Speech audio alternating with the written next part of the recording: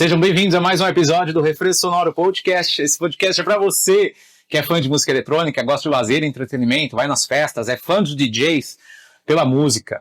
A gente costuma dizer que o Refresco Sonoro são doses de conhecimento para ouvidos curiosos. Então, se você está aqui, seu curioso, considere se inscrever e seguir nossas plataformas. A gente está toda quarta-feira, às 8 da noite, com uma aula aqui para você, que traz nomes da indústria da música, principalmente DJs, mas ele é aberto a toda a cadeia produtiva. Queria lembrar você que a gente tem a condição de você assistir vídeos de forma exclusiva, é só você virar membro a partir de R$11. Outra coisa legal, e eu tenho que falar, graças a nossos parceiros, a gente também está aqui, inicialmente a Burger, o primeiro Smash Burger do Brasil, com 45 restaurantes, é o primeiro Smash Burger do Brasil, galera. Vale experimentar. E a Vega House, a Vega Crypto, que é onde a gente grava nossos episódios aqui nesse estúdio, recebendo nossos professores da música. É uma grande honra falar que hoje, provavelmente, é um dos capítulos dessa história que a gente começou há pouco tempo, não faz nem um ano, de trazer histórias e conhecimentos para você. O artista que está aqui hoje conosco, ele ultrapassou todos os ciclos dos últimos 30 anos na música eletrônica. Ele viajou o mundo inteiro, é um brasileiro, ele é um mineiro. Ele tem livro escrito, trazendo um pouco de conhecimento para você. Aliás, você pode entrar no site dele e comprar esse livro. Todas as lojas estão por lá. O papo de hoje ele não é só profundo, ele é um cara que traz intuição nas coisas que faz. Comentou aqui em backstage que quando ele observa a pista, de forma intuitiva, o disco vem à mão dele. É uma das coisas mais nobres que eu já ouvi na minha vida. E eu tô muito feliz por esse papo. Tô arrepiado desde já, nem falei o nome dele. Mas é uma grande aula hoje. Bom dia, boa noite, Rafaelo. Bom dia, boa tarde, boa noite. Anderson Nois, que prazer estar aqui, cara. Prazer é meu. Muito obrigado pelas palavras. Imagina, muito obrigado por estar aqui, cara. Eu sei que a gente está tentando falar faz um tempo. E você prontamente acompanhou um pouco da história. E prontamente se disse que estaria em São Paulo nessa data, a gente marcou. Muito obrigado, viu, cara? Muito obrigado. Eu que te agradeço. Comprei teu livro, logo que saiu, e foi uma grande honra pra mim. Queria lembrar você que depois desse papo é só entrar no site do Anderson e dar uma olhada aonde comprar. Tem alguma coisa que faltou nesse livro? Você esqueceu e lembrou depois? Nossa, tem muita coisa. Tem muita coisa. Quem sabe na edição 2. De onde vem estar à frente do tempo, Anderson? Você acha que vem isso da sua educação, cara? Porque desde que eu te conheço, dos anos 98, 99, você estava à frente do tempo. Eu não costumo falar. Muita gente fala isso, né? Que eu costumo andar na frente do tempo. Mas entra muito naquela conversa que a gente estava tendo aqui antes, que é a questão da intuição, né? Eu sou um cara privilegiado, graças ao Papai do Céu, sempre tenho boas intuições, sempre quando eu estou conectado, mais tranquilo, eu te digo que eu estou mais felizinho, eu consigo ter boas ideias. Não são todas que eu consigo colocar, né? Não é nem 2% que eu consigo colocar em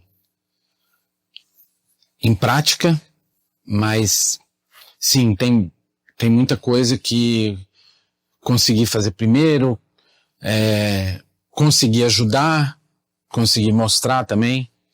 Então tem esse lado do Anderson que é bem forte, né? Que acaba refletindo na minha carreira, no que aconteceu no Brasil até agora, né? E a coisa foi andando. Você disse a questão da intuição de uma forma muito, muito decidida, assim. Quando que você entendeu que a intuição na música, ela é importante, cara? A música, principalmente, assim. Pô, o fato de você, intuitivamente, saber o disco daquela hora e dar o play e realmente funcionar na pista. Como é que você sentiu que a intuição você deveria ouvi-la mais? Teve algum momento específico na sua carreira que a intuição foi a diferença? Não, tem vários, mas eu não tô atribuindo essa intuição a mim, não, tá? Tô atribuindo essa intuição ao que eu acredito, né? Numa energia, numa coisa maior. Então, quando eu tô conectado, que eu tô muito feliz e eu tô extremamente focado, eu acho que eu me conecto com essa energia que me faz mostrar alguma coisa que pode surpreender, ou alguma coisa nova, ou alguma coisa que as pessoas estão precisando, né? Eu acho também, tem uma coisa que me ajuda muito também, a questão de ser grato toda vez que eu entro, que eu estou agradecendo para tocar ou para conversar com uma pessoa, eu acho que as coisas fluem melhor. Então eu acho que isso tem a ver com uma coisa que não é uma coisa de eu, é uma coisa do que está ao redor, entendeu? Acho que é um assunto que merece a reflexão e o olhar de cada um do jeito que a pessoa pensa.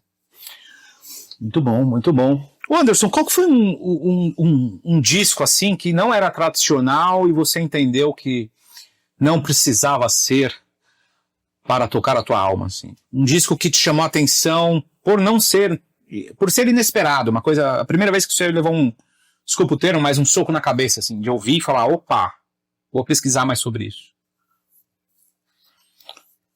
Soco na cabeça? Aquele disco disruptivo na tua vida, sabe? Clube da Esquina? Eu acredito que pode. Clube da Esquina. Como é que foi os próximos dias ali com esse disco ao seu lado? É tipo assim, por exemplo, eu cresci escutando Clube da Esquina, né? Esse lance da minerada ali, o que eles fizeram, e ainda tem vários deles vivos né? Foi o primeiro grande movimento musical que aconteceu de Minas para o mundo, né? Que isso é uma coisa sensacional. Mas eu acredito que as coisas do Michael Jackson também me chamaram muita atenção quando eu era pequeno. Isso é muito... Porque não era só ele que fazia, né? Tinha uma galera por trás dele, tudo que acontecia ali era... Que galera, hein? Então, eu acho que esses discos aí, as coisas ali que os mineiros estavam fazendo, e junto com esses americanos ali também estavam fazendo, Jackson 5, dessa época aí, que eu atribuo essa época, porque essa época foi muito rica pra mim, né? Eu era molequinho já comprando disco, né? Comprava pelo telefone nessa época ou ainda não? Ia na loja mesmo lá em BH e tal? Não, o telefone demorou demais, né? É verdade, né? Chegou depois ainda. Telefone demorou demais. Na verdade, meu pai que me incentivou, né? Porque eu queria comprar os discos e ele falou, não, você vai pintar parede comigo, isso com 7 anos, né? E aí o dinheiro que você ganhar, você vai lá e compra. Eu fui um cara que dei muita sorte, porque a minha tia, a Aparecida, ela trabalhava na seção de discos do Jumbo Eletro, que chegava tudo lá também. Aí eu tinha o desconto dela, então eu conseguia comprar mais disco. Então quando você vê aquela prateleira minha, a vertical, a parte de cima ali são todos os discos que eu comprei até os 16 anos, mais ou menos. Se você não segue o Anderson Noise no Instagram, vale conferir o respeito que ele trouxe na forma de organizar o seu repertório, os seus discos. É lindo, é maravilhoso, nunca vi nada parecido. Esse nome Barulho da Lua, Anderson, é um negócio meio místico assim, cara. Como é que foi o Noise? A concepção do Noise e como foi o Barulho da Lua? A concepção do nome do livro. A concepção do nome do livro foi muito rápido, né? Do jeito que apareceu o nome, porque na verdade eu estava com uma ideia e quem quebrou essa ideia do nome foi a Cláudia Seff. Ela chegou em casa e falou, não, tem que ser alguma coisa com a lua e com barulho. Aí ela já deu o nome de cara, é Barulho da Lua. E deu super certo, né? Sobre o Noise, o nome da onde vem o Noise, na verdade, o Noise, eu me dei o nome de Noise, mas na verdade, porque quando eu comecei a tocar profissionalmente, eu falei, cara, para mim fazer as coisas andarem, eu vou ter que alugar equipamento também, que eu montei minhas caixas e tal, tinha uns toca-discos e tal, que eu comprei trabalhando também. E aí, eu falei, eu preciso fazer um cartão, na época todo mundo tinha um cartão, né? E aí todos os sons era equipe tal, equipe 1, equipe, né, era som total, né? Falei, cara, eu vou contra isso, vou fazer barulho. Aí botei Noise lá. Aí, em 92, o nome Noise eu fui ganhar só em 92, sabe dessa história? Conte. Eu fui tocar na inauguração de uma loja que chamava DJs, lá em Belo Horizonte.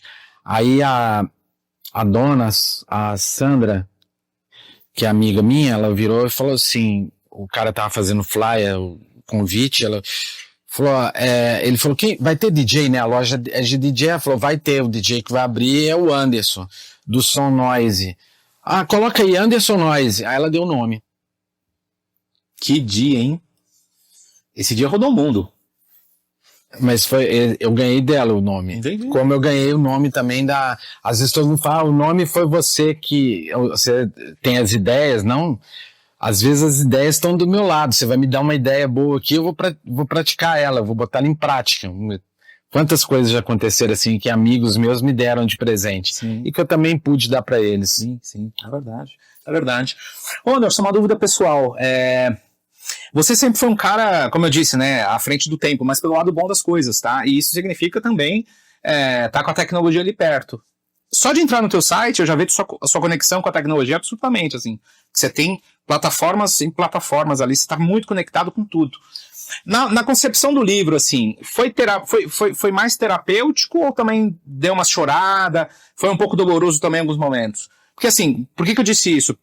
Porque aparentemente tem uma certa frieza, mas na verdade você é um cara profundo pra caramba, cara. Então assim, a concepção do livro foi mais terapêutico ou também trouxe algumas dores? Pelo momento atual que a gente vive. Você sabe por que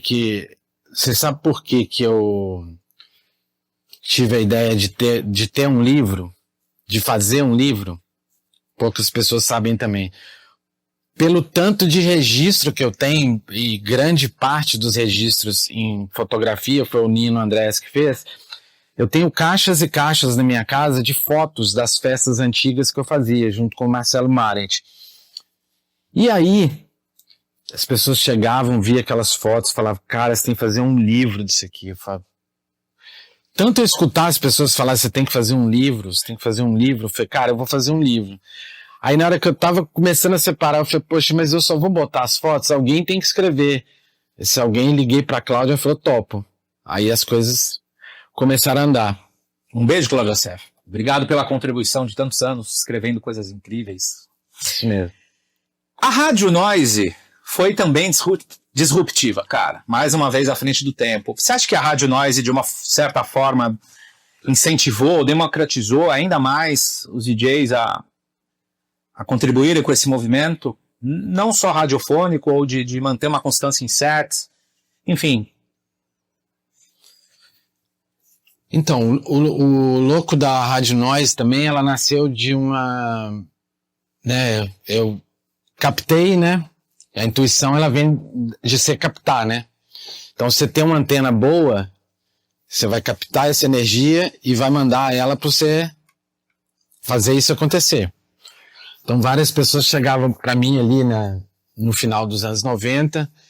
Nós, grava um set, cara. Eu gravava o set em fita cassete. Inclusive, tem alguns em fita cassete bem legais. Aí, a internet chegou ali no final dos anos 90 e eu comecei a observar aquele movimento. Eu falei, cara, esses sets tem que estar aqui. Que as pessoas vão começar a ouvir, vai ser aqui, tá todo mundo pedindo para ouvir. E aí pintou a coisa de trabalhar com o UOL, e aí eu acho que a Rádio Noise ficou muito grande mesmo, já logo de entrada, porque a Rádio Nós foi a primeira rádio de DJ em uma plataforma digital. Só por isso comenta aí, Anderson Noise aqui, cara. Primeira rádio de DJ numa plataforma digital. Foi. Tô emocionado, Anderson. Foi a segunda rádio digital do Brasil. A primeira rádio digital do Brasil é a do Zé Simão. Uhum. Aí, tava dentro do UOL. A rádio o meu site era hospedado dentro do UOL. Baita, por Era personalidades do UOL. Aí o UOL colocava na home do UOL. A home do UOL é uma coisa gigante. Milhões. Cara, tinha dia que, tipo assim, tinha site que num dia dava 17 mil cliques, ouvintes. Dava 20 mil num dia. Eu falava, cara, absurdo. Então eu atribuo também essa coisa que a rádio ficou muito grande também e começou a chamar a atenção das pessoas, que já logo no início eu já estava conectado com uma empresa grande e sem querer, não foi uma coisa... Quem te apresentou o UOL? Desculpa a pergunta. Foi a época que o Renato trabalhava lá? Eu ia falar disso também. Renato Cohen trabalhava. O Renato Cohen, ele me colocou lá, ele era designer. Uhum. Então ali tinha o Felipe que me ajudava, o Felipe Vargas. Eu já ouvi falar do Felipe Vargas. Muito bacana o Felipe. Ele me ajudava e o Renato trabalhou muito tempo lá dentro como designer. Ele é um puta designer. Inclusive as primeiras capas do Noise Music era o Renato que fazia. Ele fez o Copacabana? Não, o Copacabana foi a Fabiola. Né, a gente teve... O Noise Music, ele teve... Os 3 primeiros foram o Renato. Aí depois entrou a Fabiola, que é aquelas capas do Abelhas, do Copacabana, do Tornado com o Jamie Anderson. Aí entrou a Diná depois, que era aquelas com os desenhos dos rostos, né? E aí, depois da Diná, entrou o Cacofonia, que tá até hoje no Noise Music. Mais uma vez à frente do tempo, né? Se eu não me engano, o Noise Music já era distribuído por selos ingleses, pressagem internacional, era um disco super... muito bem cuidado na questão de packing, de embalagem, de design. Enquanto seus amigos falavam, grava um set, você lançou a Rádio Noise. Não, mas a Rádio Noise veio primeiro... o Noise Music veio primeiro que a Rádio Noise. Por quê? E em que momento você falou assim, eu acho que eu vou ter uma gravadora pra mim? Nossa, muito tempo eu queria ter. Muito tempo. Eu acho que a conexão que eu e o Renato tinha, o Renato Cohen, naquela época, ele também, ele apostou também, ele ajudou muito pra coisa acontecer. Então, o Noise Music deve muito a ele também. Ele fez muita coisa pra acontecer. Não só a música. Eu lembro que foi ele que achou o cara que fazia o corte, porque os 3 primeiros que a gente fez, são discos que tem uma puta qualidade, foram prensados aqui no Brasil. O 001, 002, 003. Isso. Inclusive o 003 eu quero comprar um e não acho. Discogs não tem? Tem, mas tá $70, $50 lá fora. Eu vou comprar ele, vou vender meu carro e vendo pra você. Tá. Ô Anderson Noise, você acha que... Como é que se classifica a música eletrônica brasileira, cara? Porque eu me lembro que nessa época aí, a gente tocava muito a música dos gringos, mas teve um movimento ali de ouro pra música brasileira eletrônica, através daqueles hits que a gente sabe quais são, né? Do Mark, do Guilherme, do Renato, do Pato, e de mais alguns. E seus também. Mas o que é a música eletrônica brasileira hoje? Assim, olhando para trás e vendo o que temos hoje, como é que a gente vai... Como é que você classifica isso, cara? O que seria a música eletrônica brasileira? Esse tema é profundo, hein, Anderson? Ele é bem profundo. Eu acho que a gente pode começar falando de uma coisa que eu acho que se todo mundo tá bebendo dessa água hoje, todo mundo tá viajando o mundo e tocando e subindo em grandes palcos, a gente deve primeiramente ao drum and bass brasileiro e depois ao techno. Então, esses dois estilos que hoje rola um preconceito gigante em cima dele, são poucos os lugares que a gente vê que dão abertura para esses dois estilos, né? São os responsáveis pelo Brasil estar no mapa da música eletrônica. Eu acho que começa por aí. A gente tem que reverenciar esses estilos, né? Como os artistas também que fizeram a gente, né, o Brasil, falar que o Brasil existia. Porque eu acho que você também presenciou uma época que estava no mato ali, e aí o que acontece? Brasileiro, quando não falava de brasileiro fora, só a gente que falava dos gringos, né? Então, assim, a gente deve muito ao que o Mark fez, ao que o Patife fez, para depois vier o Renato, o Mau Mau, né? E aí a gente já sabe a história toda, mas começou ali, né? Começou ali. Foi a primeira vez que o Brasil ganhou os holofotes de uma forma tão consistente, né, Anderson? Com certeza. Tão consistente, cara. Muito momento de ouro, cara. Você acha que a gente viveu um momento de ouro naquela época, Anderson, olhando assim pra trás? Porque hoje tá tudo mais rápido, mas não tá durando muito. Você acha que ali foi um momento de ouro ou tem muito ainda pra acontecer, cara? Eu acho que aquela época ali de 98 a 2002, 2003, eu acho que ali era a seleção de 70, né? De 1970. Que passou rápido, né, cara? Passou muito rápido, né? Ali a gente viveu o grande momento que foi a hora que, tipo, todo mundo falou, olha a bossa nova aparecendo aí, né? Foi uma coisa meio assim, tipo, a gente viu a bandeira do Brasil estampada em várias revistas e flyers do mundo inteiro. As pessoas estampavam a bandeira do Brasil, eles chegaram. Yeah. Isso é muito legal. Isso é muito... E eu sou extremamente orgulhoso de participar desse movimento. Total, cara. Total. Nossa, me lembro. Eu me lembro de cada dia, Anderson, mas passou tão rápido, cara. Passou muito rápido, cara. Muito rápido. Você se lembra das suas primeiras viagens?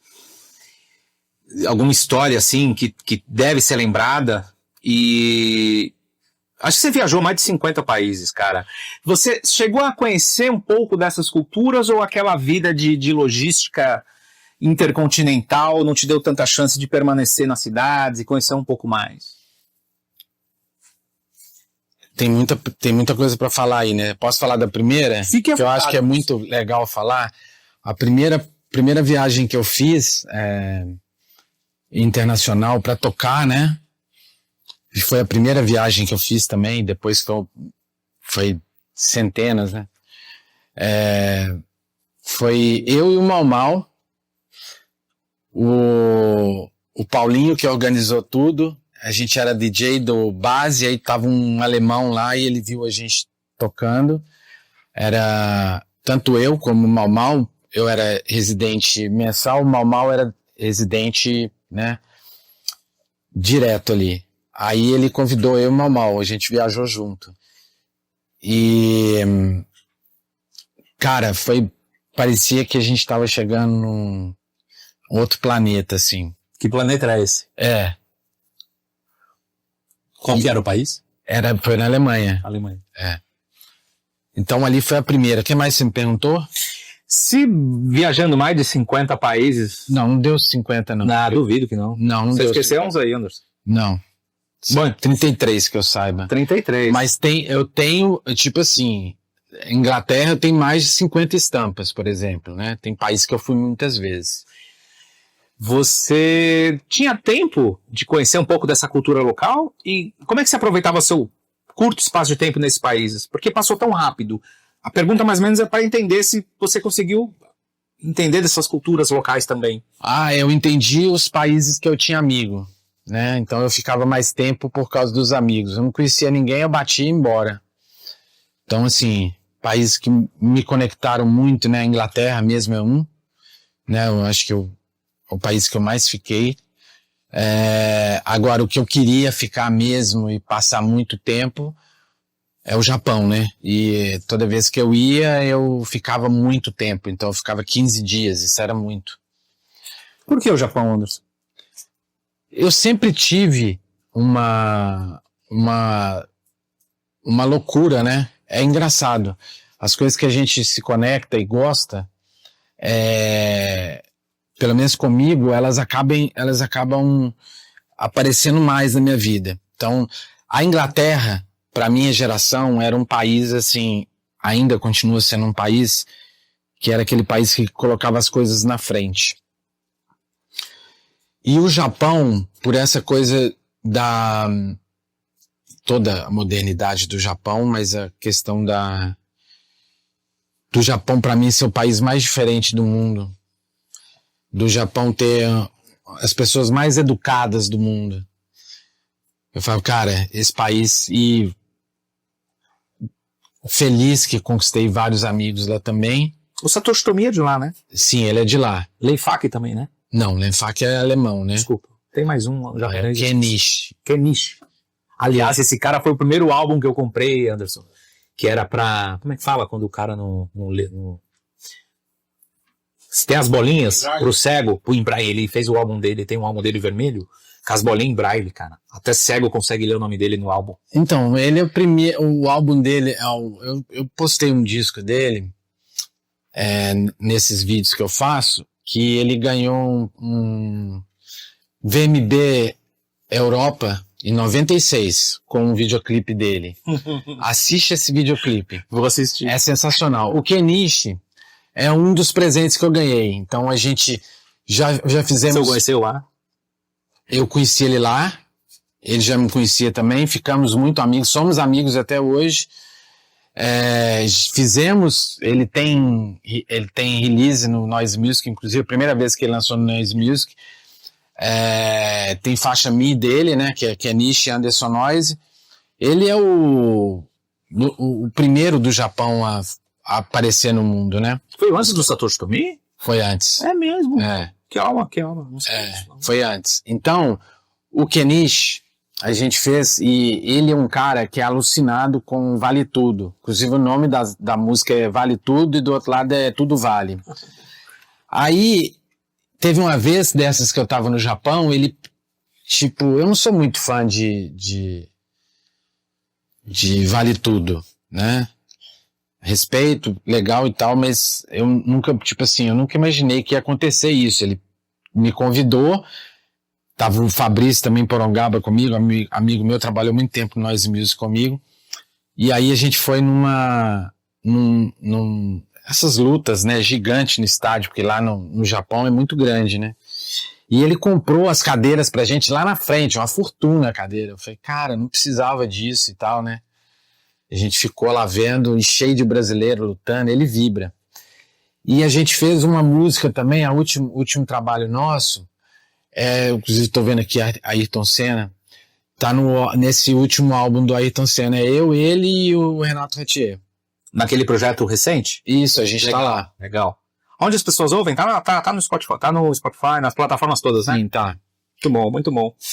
O Anderson, a gente tem nossos discos, somos privilegiados, não vendemos, mantivemos nossa coleção, mas parece que tá um movimento de anos pra cá de crescimento à cultura do disco e tal.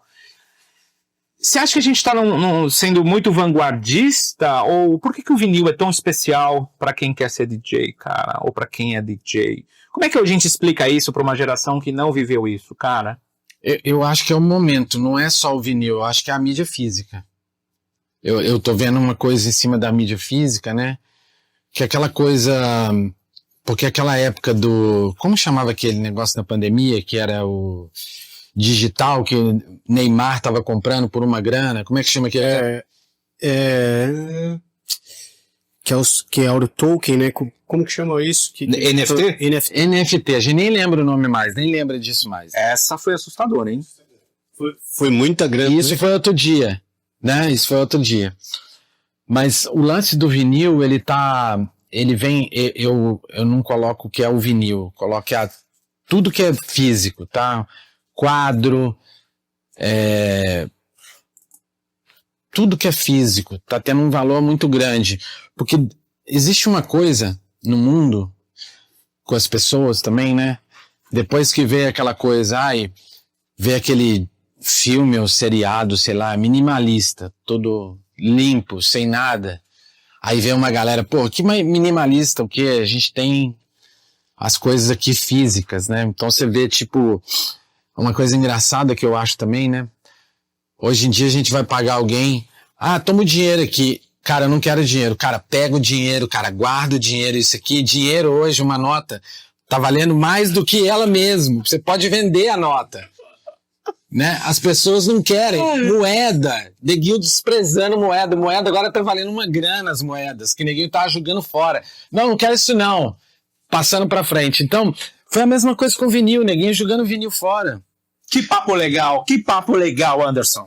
Neguinho jogando vinil fora, e agora todo mundo desesperado. Eu mesmo falo, tá jogando fora? Joga, por favor, joga lá em casa, entendeu? Joga na minha lixeira, vou passar o endereço aqui. Joga na minha lixeira. Cara, impressionante. Sabe? Então, é a mídia física, tá? É a mídia física, e se hoje a gente vê vinis tão caros, né? A gente vê, por exemplo, tá rolando uma coisa que é assim... Estão fazendo 200 vinis só porque é o que o cara consegue fazer. Mas sem querer, o cara tá fazendo o disco dele valer uma grana, porque ele paga ali os discos com 100, 150 que ele vender. Se ele guardar 10, o dinheiro que ele vai ganhar daqui 10 anos é um dinheiro que ele não espera, sabe? Porque o que a gente vê é, tipo assim, os discos estão arrancando como 15, 20 euros, tá? Esses discos estão esgotando, e aí eles estão entrando numa faixa ali de 40 a 60 euros. Já na segunda virada ali, né? Não, comprou, acabou. Acabou, já vira, porque aí tem uns que compraram a mais e tá vendendo. Tem cara que já tá nessa onda já há muito tempo. Décadas. E tá comprando os discos a mais, saca que a música é boa e sabe que ele vai ganhar dinheiro. Então eu vou pagar meu disco daqui 1, 2 anos. Então eu falo com muita gente, cara, você quer investir em cultura? Compra disco, cara. Verdade. Né? Mas você comprar disco, existem várias coisas, né? Eu falo que um grande lance de você comprar disco, que é a maior dica que eu dou, se chama armazenamento. Se você não souber armazenar seus discos e colocar ele encostado numa parede, ele pode mofar e você perder ele. Você não vai perder o disco em si, você vai perder a capa dele. Né? Contar uma história em backstage aqui, o Anderson chegou meia hora antes do nosso papo aqui e viu que a gente está montando aqui a nossa... Enfim, temos uns discos nossos ali no canto. A primeiro comentário do Anderson Noise no Refresco Sonoro: esse disco tá tomando sol. É uma coisa tão... Detalhe. Não, mas é uma coisa assim... Você vê, um especialista, né? É óbvio que não pode tomar sol, ainda em pena um disco de vinil. Anderson, o que você diria pro Anderson de 88 nos dias de hoje, com um mercado saturado entre artistas e celebridades querendo se tornar DJ, que pudesse contribuir de alguma forma para quem quer realmente com um propósito desenvolver uma carreira? Qual o maior ensinamento que você viu nesse tempo de 88 para cá? O maior ensinamento? Não, mas você me fez uma pergunta justamente em cima, que é uma coisa meio polêmica que você tá me perguntando aí, né? Tá na cabeça das pessoas a polêmica. Pra mim é um papo de amigo assim, irmão, você é DJ desde 88. E hoje a gente tá vendo um bagulho muito saturado. Posso fazer uma correção? Faz o que você quiser. Tá bom. Na verdade é o seguinte, em 88 foi a primeira vez que eu toquei, que eu né, foi no dia 2/2, dia de Iemanjá, de 1998, foi a primeira vez que eu toquei fora da minha casa.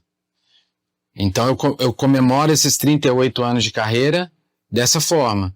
Mas que eu compro disco, eu compro desde os 7 anos. Então já tem 49 anos. Que eu toco dentro de casa, que eu comecei a virar DJ, eu tinha 16 anos. Então já era para me ter comemorado 40, eu não comemorei ainda. Vai ter a hora certa de comemorar. Você quer mesmo que eu te responda isso? Com maior franqueza, professor. Tá, eu vou te falar uma coisa. De coração.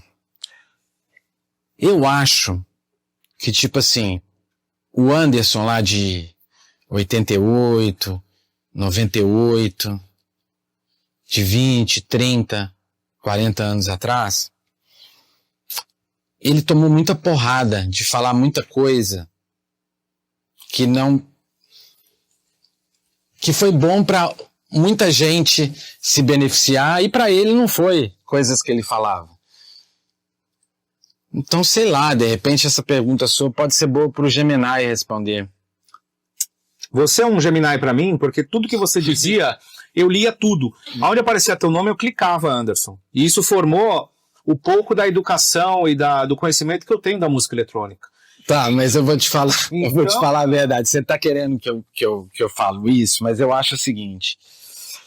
Eu acho, é um assunto até pouco delicado, perto de tanto de merda que tá acontecendo hoje. É até pouco delicado, e isso eu falaria sem medo algum. Mas o que eu tenho para falar sobre isso é o seguinte, que a gente tá vivendo um momento tão legal e tá florando, de um ano pra cá eu tô sentindo, de um ano e pouco pra cá eu tô sentindo uma coisa tão boa, que tipo assim, as pessoas, principalmente ali uma geração de 28 a 38, essa geração, que não teve tanto, foi a geração depois da nossa, assim, essa geração tá valorizando tanto o trabalho que a gente fez, sabe? Então eles estão buscando tanta informação, tá querendo estar do lado da gente pra ver o que a gente faz, que tipo assim, qualquer aventureiro que entra pra ser DJ ou o que for, falar o que for, não faz diferença mais. Porque na verdade quem interessa pra gente na música, quem tá interessado em ver coisa boa, essa pessoa vai lá ver a gente tocando. E essa pessoa é que interessa pra gente. Lindo. É isso. Boa. Tá bom. Tem uma relação de skate com techno? Te traz inspiração? Você gosta de skate, não? Quando eu era pequeno eu tinha um skate, mas eu caía no chão o tempo inteiro. Mas de tanto cair, te inspirou alguma coisa? Não, por que você tá falando de skate? Ué, eu sei que você gosta. Mas eu não ando de skate. Não sei. Teve alguma... Então, é muito doido, porque tem um amigo meu, o Bruno Lima, ele é brasileiro, morava em Boston, agora ele tá morando em Nova York. E teve umas vezes que eu tava lá com ele lá, que ele andava de skate, e teve uma vez que eu fui montar no skate, eu caí, ele fez um vídeo, eu acho que você pode ter visto esse vídeo. Então, eu acho que... Foi. Hã? Acho que foi isso. Foi isso que marcou, entendeu? Mas o que é muito doido, que a partir desse dia que eu caí de skate, olha como é que o algoritmo é louco, né? Aí sempre aparece coisa de skate pra mim, eu sempre mando pro Bruno, né? Que na verdade, assim, dos meus amigos, o que tem mais conexão com skate é ele. E é engraçado você me perguntar de skate, toda hora me parece coisa de skate pra mim. E eu falo, caralho, o que tem? Tem alguma coisa no skate aí que eu tenho que ver aqui na minha antena. Olha só que doido. Nem tanto que a gente, acho que deve ser por causa disso, né? Eu falei isso pra você, que tem uma arte do Bob Burnquist aqui, que é skatista. Eu não me toquei, entendeu? Não me toquei. Ô Anderson, qual que é o feedback que você recebe após ter um livro publicado, cara? Como é que é essa experiência? Porque você já publicou talvez uma centena de discos fonográficos, registros fonográficos. Agora, bibliográficos, como é que é o feedback? Então, eu posso falar o feedback mais legal que eu já tive? O que você quiser. Tá. Teve um amigo que falou assim, tem pouco tempo isso, pra mim foi o que mais chamou a atenção. Ele tava com um livro na mão, eu tava na casa dele, aí ele olhou pro livro assim e falou assim, sabe esse livro? Esse livro vai ficar igual o tênis, o disco do tênis do Loborges. Eu falei, sério, assim vai acontecer? Isso é foda, porque aquele disco do tênis do Loborges, ele andava com o disco, dando disco pra todo mundo. E quando ele morreu agora, tava todo mundo tipo assim, cara, quem ganhou um disco do tênis aí tem largado. Não apareceu um desse. Hoje é fácil de comprar esse livro, né? Se tem nas livrarias e coisa e tal. Mas tudo que é fácil hoje, amanhã fica difícil, né?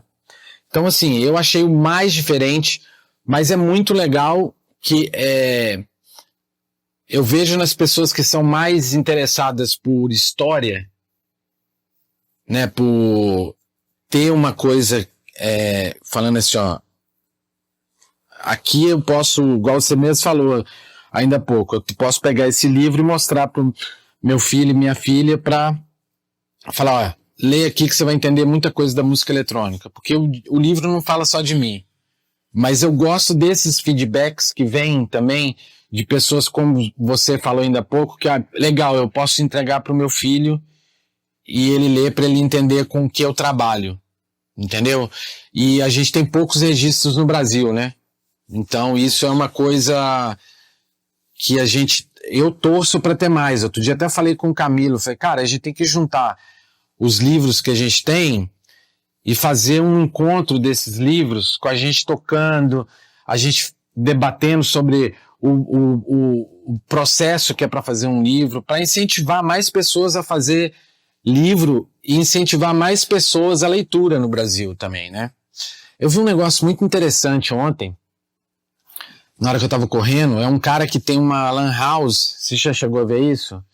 Ele tem uma lan house, então ele viu que os meninos iam lá e ficavam querendo julgar, mas não julgava, porque não tinha dinheiro. Mas eu olhava. Ficava olhando. Aí ele criou uma modalidade lá que cada criança que lia o livro por 20 minutos ganhava 10 minutos de... Uau. Sabe o impacto que tem isso? Puta, animal. Animal. O cara tá... Pelo menos chegou pra mim, eu acho foda a ideia do cara. Só que o cara foi muito além disso. Ele chegou e fez o seguinte. Olha que puta ideia do cara. A criança vai ler, mas a criança tem que falar o que ela entendeu pra ele. Se ela convencer, que ela ganha os 10 minutos pra julgar. Ou seja, tem que entender, tem que ler, tem que estudar. Então o impacto da ideia desse cara é uma das mais legais que eu vi, né? Assim, pelo menos Realmente. nos últimos dias aí. E o resultado na prática é instantâneo, né? É instantâneo. O cara já enche o cérebro de inteligência, bate uma ideia com o cara e tem o benefício. Tem o benefício, né? Ou seja, olha aí a lição para você se aventurar com cautela nesse mercado de disc jockeys. Ô Anderson, você tem uma... Eu não sei o tamanho da sua coleção, mas deve ter ali, sei lá, uns 10 mil discos. Não, é mais de 6, 7, sei lá. Vai chegar em 10 mil, algo mais. Essa cena de BH que você constrói com teus sets longos, etc., é magnífico, mas você também tem uma presença com um clube de São Paulo, que na verdade nem nasceu em São Paulo, que é o The Edge, por exemplo, né? Sim. E é algo magnífico, porque 25 anos de história, né? Então, eu vi o The Edge nascer das mãos do Renato ali no projeto, né? Eu já tocava pro Renato antes, né? Desde 96 eu toco ali com o Renato. Tem esse privilégio aí, essa bênção aí, tá tocando com ele lá, nas festas que ele fazia. E o The Edge, eu comecei a eu não toquei na inauguração lá, eu toquei no primeiro mês e já virei residente mensal lá, em Campo Grande. Ah, já começou em Campo Grande. Eu comecei em Campo Grande, então eu tô presente no clube agora já fazem 26 anos, né? Você deu um espetáculo ou não? Sei lá, quando montou aqui? Ô, Renato, faz um negócio assim e tal, não? Não. Isso é tudo mérito do Renato. Pô, mas você tava desde o início, né? Sim, mas a gente conversa, sei lá, se tem alguma coisa que ele pegou a antena dele, igual a gente falou assim, falou, isso aqui é legal que ele falou, tá tudo uma merda, não sei, mas que eu tô ali no clube desde o início, eu tô e sou um cara extremamente grato por isso, né? O Anderson, a gente pode dizer que atualmente é a marca mais histórica, né? Assim, ativa, né?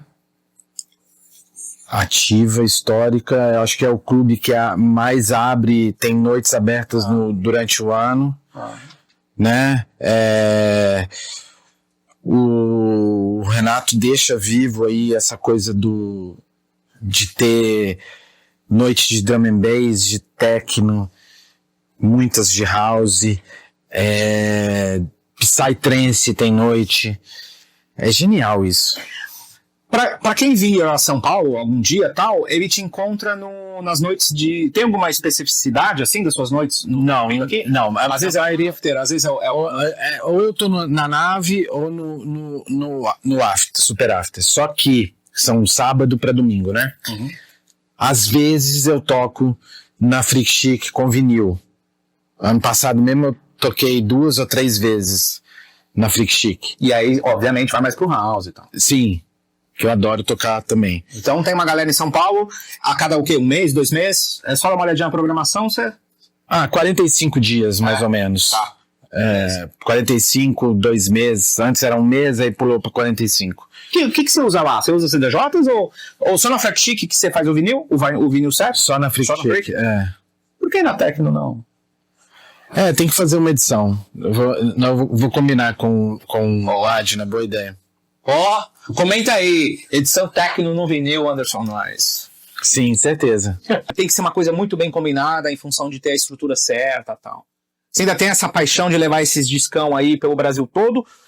Ou como é que é essa parada? Porque eu lembro que você usou também uma época o Tractor, se eu não me engano. Usei, teve uma época Natives e eu fiquei muito tempo sem comprar disco também por causa disso. Eu fiquei muito tempo nessa onda digital, né? Você foi um dos primeiros, inclusive, que eu vi usar isso daí. Mas hoje eu acho que você não usaria, né? Ou ainda usa? Eu não tenho problemas de não usar. Se precisar de usar, eu usaria. Mas eu dou preferência para tocar com vinil. Ainda mais que as pessoas estão falando, nossa, nós está muito legal o seu set, né? Esses últimos estão...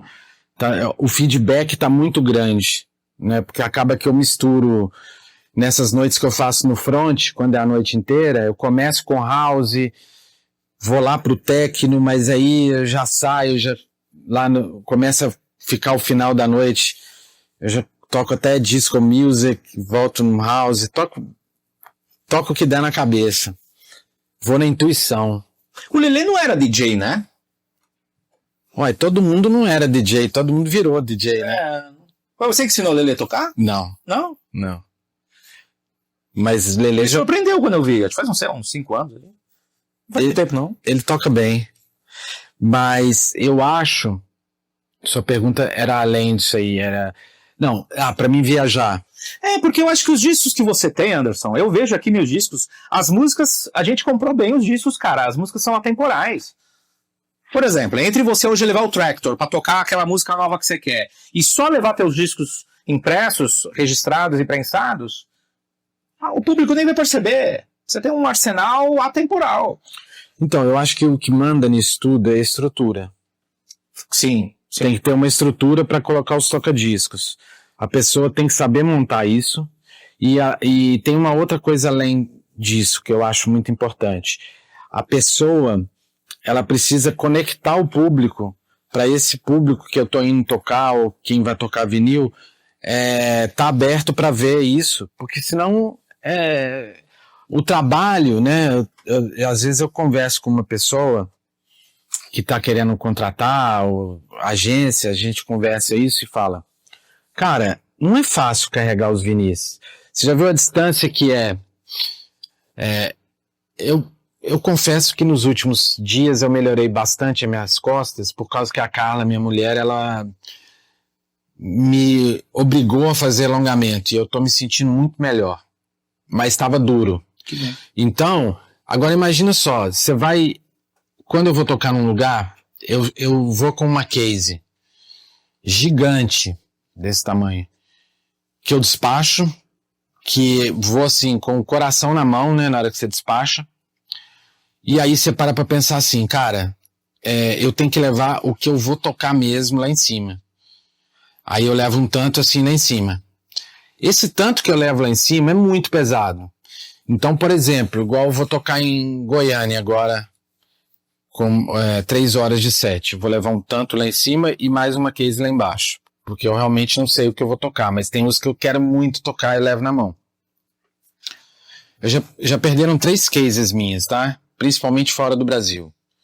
Foi uma vez no Brasil e 2 fora.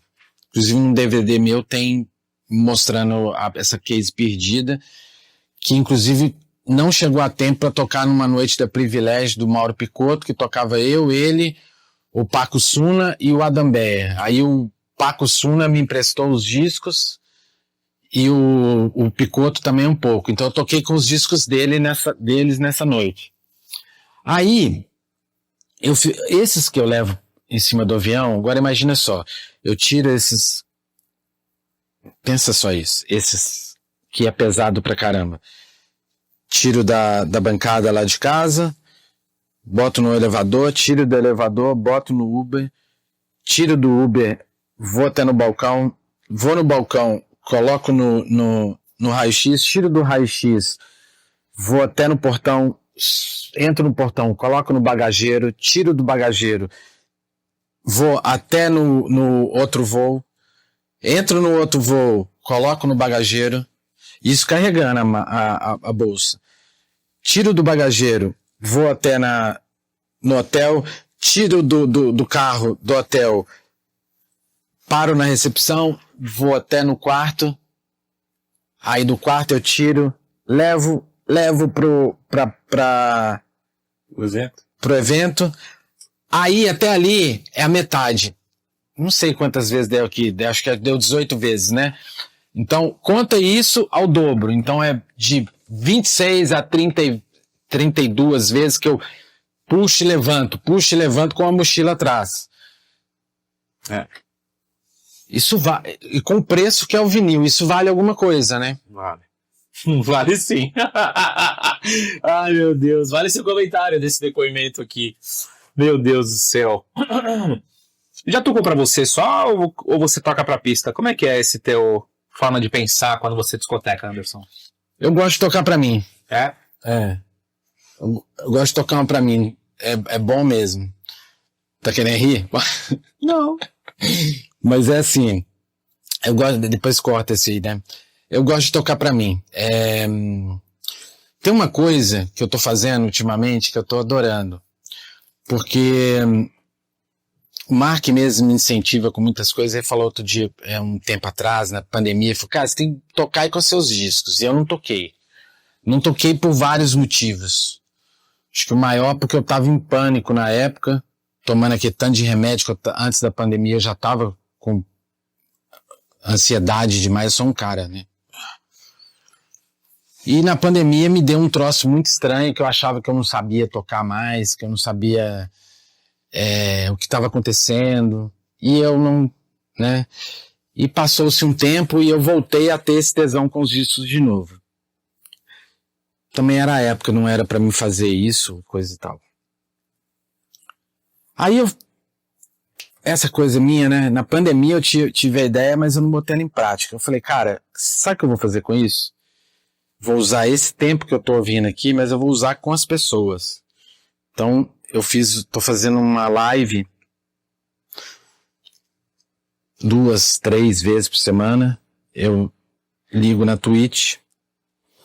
E aí chama Clean My Records. Eu vou pegando só disco que tem anos que eu não ouço. E tem hora que, assim, quem tá na live e eu mesmo falo, caramba, olha isso, que legal. Então foi uma forma que eu encontrei para poder me conectar mais ainda com as pessoas e poder também ouvir esse arsenal de coisas legais que tem ali nas prateleiras. Vai ao ar que dia? Não tem dia certo. Que eu falo com as pessoas ontem mesmo. Sempre na Twitch. Sempre na Twitch. Ontem mesmo eu encontrei. Mas não tem pretensão nenhuma, tá? Animal. É sem pretensão. Não é tipo assim, eu tô esperando tipo 1 milhão de pessoas para ver. Não tem nada disso. A única, só tem a intenção. A intenção é ouvir uma música que tem muito tempo que eu não ouço. Ouvir um disco que tem muito tempo que eu não ouço. Excelente. Você que está disposto a descobrir esses discos junto comigo, entra na Twitch. Mas como que faz? Ontem mesmo encontrei com um amigo na rua, o Vini, e falou, nossa, eu não estou recebendo mais notificação. Eu falei, a Twitch parou de mandar. Então você vai lá, segue e segue de novo e clica em notificar, porque na hora que eu entro, te chama, porque eu não tô marcando horário, porque tem que ser uma coisa tipo assim, hoje é 2 da tarde, amanhã pode ser 8 da noite, sabe? Tô inspirado pra fazer isso agora, vai. Eu vou lá e aí também não separo. Ontem tava o pessoal, porque eu fico conversando com a galera ali, e aí neguinho pergunta que disco que é, eu falo, aí eu falo também, puta, eu lembrei, eu toquei essa música em tal lugar, então é muito doido, assim, é muito legal. Muito legal isso.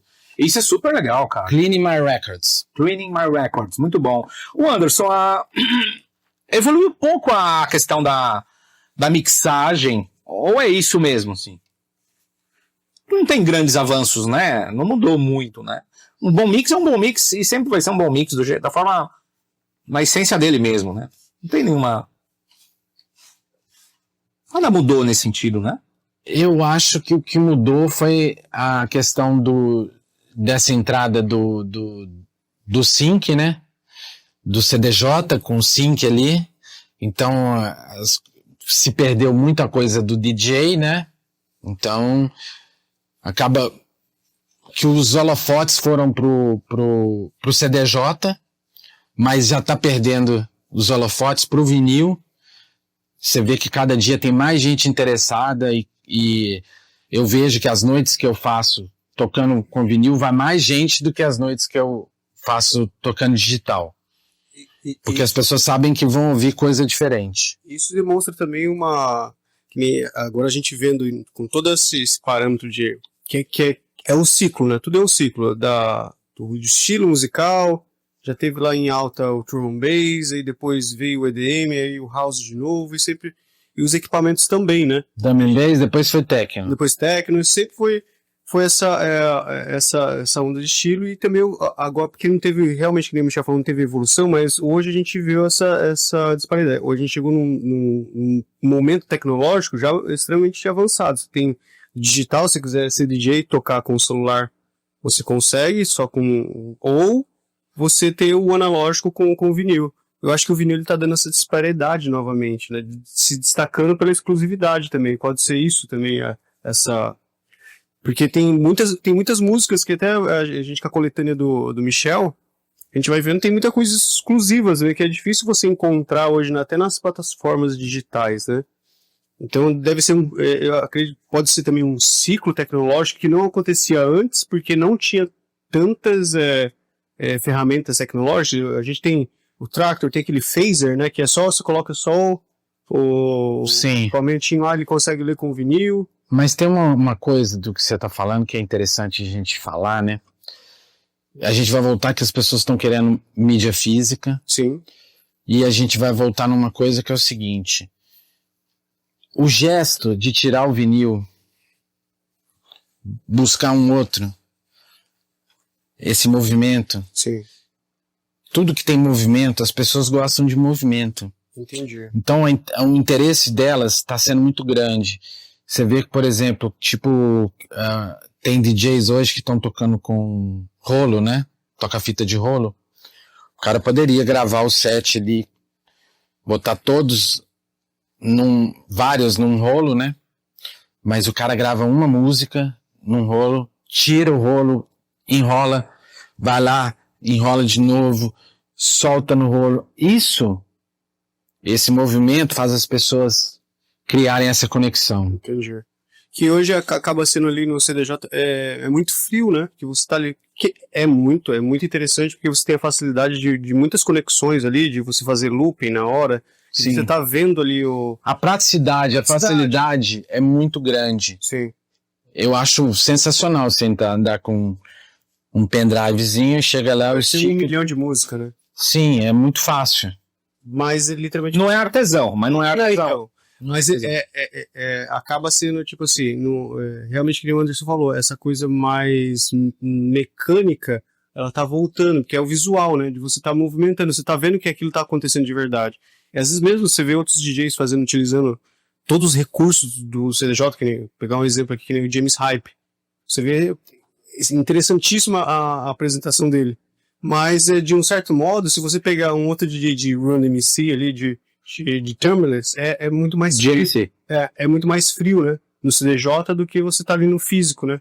Você tá ali fazendo, você pega tudo na mão.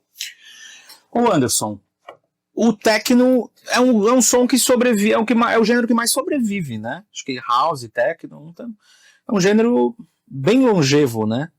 Como é que você vê o ciclo atual com essas novas vertentes, assim? Tipo, hoje tem techno, além de ser a base, mas parece que eles estão mixando, né? Com várias outras influências, né? Ouvi falar em Psy techno, ouvi falar em techno melódico, ouvi falar num techno de 100, tipo, BPM de drum and bass, tipo, tem techno pra tudo que é lado. Isso é bom ou ruim pro techno?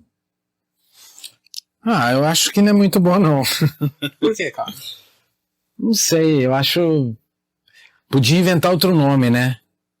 Tem coisa que não é techno, tem coisa que tá mais pro lado de trance do que techno.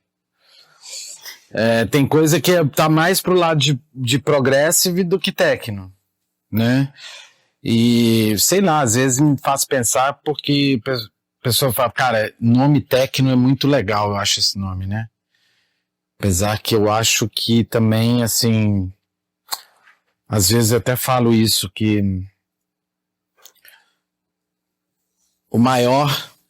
eu considero o maior estilo da música eletrônica o house. Não tem como competir com o house. Porque o house, ele tem o instrumento mais poderoso que Deus criou, que é a voz humana. Uau! Então, não. Que definição, cara. Que definição. O house, ele vem ali de uma coisa pós-disco, uma coisa feliz. O techno, ele vem ali daquela coisa das indústrias, da galera, né, de Detroit ali. Você vê que fazia carro e tal, né? Tem as famílias, né, que faziam carro ali, né? Essa coisa do gelão ali, né? Apesar que o house também vem um pouco perto desses lugares, mas a procedência do house é uma coisa mais feliz. Às vezes as pessoas ficam... Até falo isso muito, né? Com as pessoas próximas eu falo isso muito, que não tem como comparar house com techno. A intenção da house music é totalmente diferente da intenção do techno. Eu acho o house music o maior estilo por N detalhes, mas o techno, ele me cativa demais também, apesar que eu toco muito house, né? Quando se precisa tocar house, o techno, ele me cativa pela a energia que ele tem, né? Você comentou que vai ouvir o Mark hoje. É um set Sim. de drum and bass ou house? Você sabe? Não sei, mas eu Não gosto de importa. ouvir, não importa. O Mark, eu escuto ele, qualquer set que ele fizer, eu vou estar feliz. Anderson, a topografia de BH ali, ela é mais montanhosa do que industrial, aquela atmosfera e tal. Aparentemente, posso estar completamente errado, mas é a minha perspectiva. O techno lá, quem são os caras, além de você, que dedicou a vida pro techno em BH, cara? Teve mais gente? Meu irmão. Alvinho, um abraço, Alvinho. Alvinho falava comigo no Orkut. Obrigado, viu, querido? Eu era teu fã já. Era muito jovem. Alvinho, eu acho que é o cara mais dedicado do techno ali que eu vejo. Não é porque meu irmão não. Mas o Alvinho, ele tá com uma sequência de lançamentos já há mais de 5 anos, que ele faz 9 releases, no mínimo 9 por ano, com 3, 4 tracks cada EP. Então é muita track que ele tá fazendo. Então ele é foco 100% no techno. Dedicação merecidamente. Por que o EP voltou a ter muita força de 5 anos pra cá, Anderson? Eu nunca parei pra pensar nisso, não.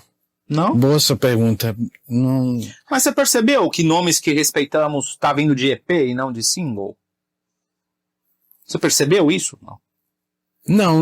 Não tinha olhado assim. Mas tá. Tá. Tô vendo mais EPs. E as gravadoras que estão recebendo 1 ou 2 músicas sozinhas, se o cara não tiver lastro, não adianta muito não. Não adianta não. É verdade o que você falou. Muito boa a sua pergunta. Como é que você recebe demos pro Noise Music? Como é que é? Você tem um ritual de ouvir? Ou é quando você tá com vontade de ouvir?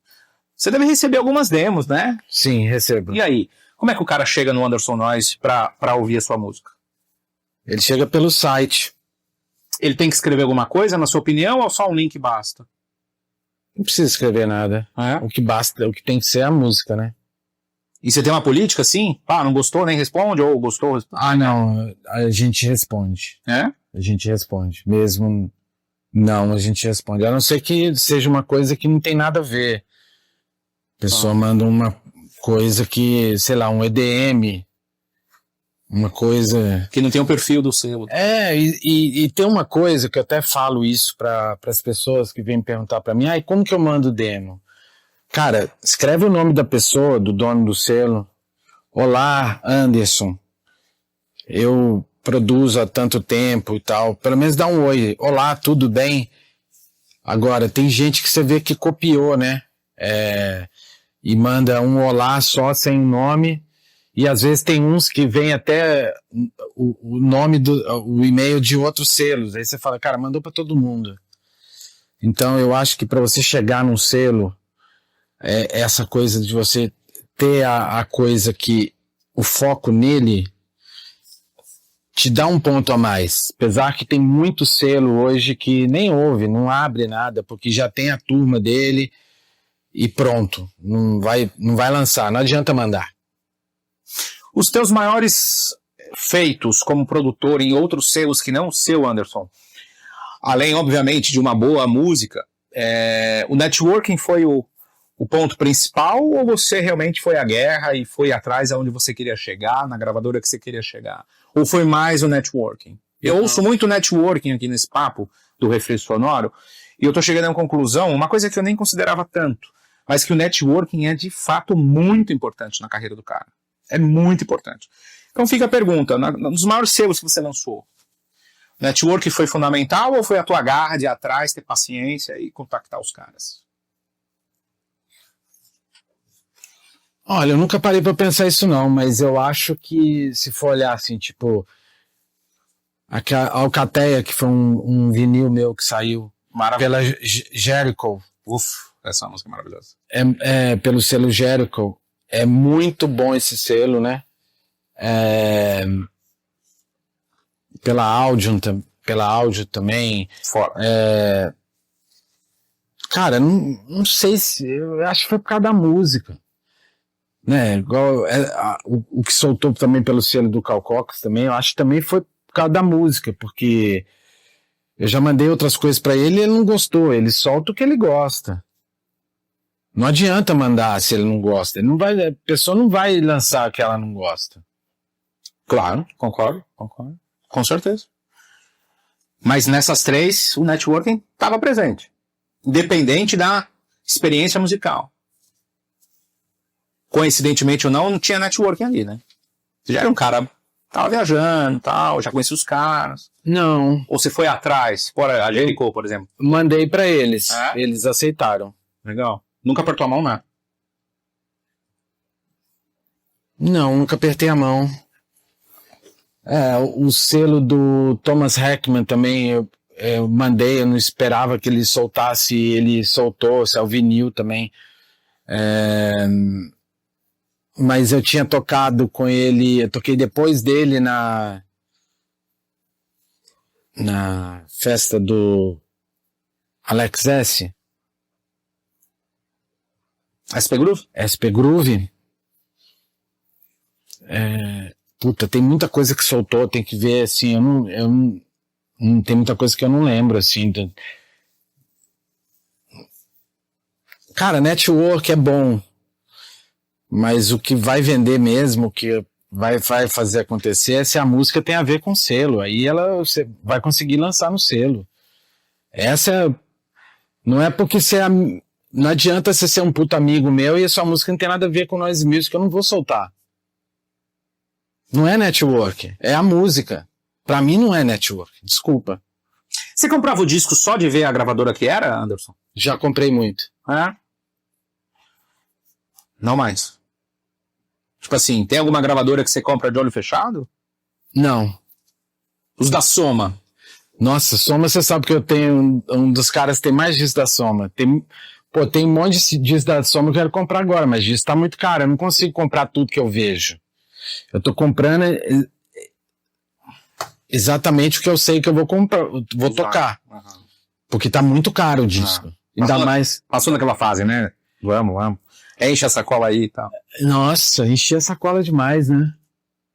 Ganhava também. Será que essa geração atual, Anderson, a gente tem uma comunidade aqui que se inspira muito nos papos e tal. Será que eles um dia vão entender a importância de entender o catálogo de uma gravadora e não só olhar um top 10 genérico? Então, você está falando de top 10, né? Tem uma coisa assim, né? Quando me pergunta assim, tipo, Anderson, o que eu devo fazer para o meu set ser bom, né? E tem a ver com o catálogo também. Eu acho que catálogo de uma gravadora é uma coisa, né? Você comprar um catálogo de uma gravadora, você está comprando uma história. Ou você comprar um catálogo de um artista, você está comprando a história. Seja digital, né? Eu acho que o digital ainda, talvez vão inventar um código do digital do ano tal. Eu acho que isso pode ser até uma ideia pra galera aí. Um codificado digital do ano de 2008. Aí tá lá codificado que é de 2008. De 2023, sei lá. Talvez comece a ter um valor diferente, né, para as pessoas, mas não sei, vai ter que arrumar um código desse, né, coisa para ter valor, né, porque as coisas, eu acho que a música, ela é aliada também à coisa visual, e o digital, ele perdeu isso, né, então, por exemplo, se você compra igual vocês tem a coleção aqui do Daft Punk aí, vários, né? Você compra o disco, não é só por causa da música, você compra por causa da capa, do visual, da história, do tanto que você gosta. Tem toda uma coisa atrelada. O digital não, você tá comprando ele só porque você vai tocar mesmo. Ou que você vai ter que ouvir uma hora. Não tem essa associação com o visual, que é a coisa que a mídia física tem. Mas a questão do top 10, igual você tinha falado, eu acho que é uma das coisas mais perigosas que eu vejo todo mundo hoje, todo mundo não, né? Grande parte aí das pessoas, dos DJs, ouvindo só o top 100 do estilo dele, e aí quer um resultado extraordinário. Porque eu falo, a probabilidade de você se dar mal, ou seja, de quem tá tocando antes de você tá tocando 4, 5 ou 10 músicas que você vai tocar, ela é muito grande, né? E a coisa que faz um DJ ser grande, faz um DJ ser diferente, é a pesquisa dele. Então, tanto é que eu falo assim com os novos DJs, eu falo, que é uma coisa que eu faço muito, eu dedico mais tempo, muito mais tempo ouvindo e pesquisando do que tocando. É muito mais do que uma viagem que você faz para Ásia. Então você fica dias viajando para tocar 2 horas. Então, proporcionalmente, deveria ser isso numa pesquisa musical. Se utilizar 4 dias de pesquisa, de audição, para 2 horas de discotecagem ou de prática. E foi isso que levou o Anderson Noise para uma média aí de 40 países, Anderson? Foi, né? Sim. Foi, né? É isso. Em que momento que você descobriu que o teu set estava sendo algo fora da curva naqueles anos 2000, principalmente, que era quando eu dançava muito as suas pistas? Até pela idade e por não ter uma família tradicional na época e tal, eu estava muito presente ali no teu set. Em que momento que você sentiu que o negócio estava redondo, assim? Porque você vai amadurecendo o set, né? Você vai amadurecendo a entrega e chega num ponto que você é um cara extremamente pronto para qualquer palco, qualquer clube. Que momento ali? Foi algum evento específico? Foi o dia a dia? Foram teus empresários? Foi o feedback do público? Como é que você media isso na época? Falou, porra, tá ficando legal isso aqui, meu. Tô entregando e o povo tá gostando. Olha, na época eu não parava pra ver isso não, eu só ia tocando. Eu nunca parei pra falar, isso tá legal. Eu não olhava, não tinha esse olhar. Hoje eu tenho esse olhar. Eu acho que nos últimos 6 meses eu posso dizer que tá legal. Tá bem legal. Sabe? Porque é diferente de se você entrar ali na Twitch e ver eu limpando disco, do que você vê eu na intuição ali tocando dentro do front ou em outro lugar, no The Edge. É totalmente diferente. Eu imagino. Quando caiu sua última lágrima numa pista assim, que você lavou a alma e seus pelos de braços subiram? Você se lembra? Um evento especial? Pode ser de qualquer época da sua vida. A última vez que eu chorei, a vez que eu chorei mais, foi o show do Milton Nascimento lá no Mineirão, que foi o último dele. Nunca chorei tanto na minha vida. O que veio à sua cabeça? Não, foi o que eu senti. O que você sentiu e se veio alguma coisa na sua cabeça, teve alguma memória afetiva? A música, ela tá aliada à memória afetiva, né? Ela liga os sensorizinhos ali, começa a dar uns choquinhos que você vai, né? Chorou o show todo ou tipo alguns momentos? Muitos momentos. Anderson. É. Lavou a alma. Lavei a alma. A música ela tem esse poder de fazer ser. Eu falo que ela é uma máquina do tempo, né?